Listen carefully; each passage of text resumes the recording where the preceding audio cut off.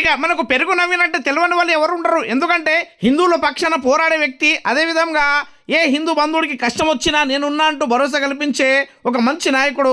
అంతేకాకుండా మన అన్న బట్టిగల్లిలో అంటే 23వ వార్డులో ఎవరికి ఏ కష్టం వచ్చినా నష్టం వచ్చినా ఎప్పటికప్పుడు అందరికీ అందుబాటులో ఉండి వాళ్ళ సమస్యకు పరిష్కారం చేసే విధంగా కృషి చేసినటువంటి నాయకుడు.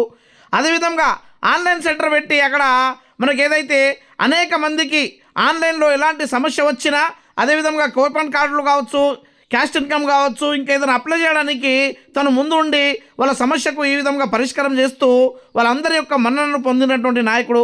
ఇక అన్న మన ఏదైతే 23వ వార్డు నుంచి ఇగో ఇండిపెండెంట్ వ్యక్తిగా సింహం గుర్తుతో ఇగో అన్న కౌన్సిలర్ బరిలో దిగడం జరిగిందన్నమాట.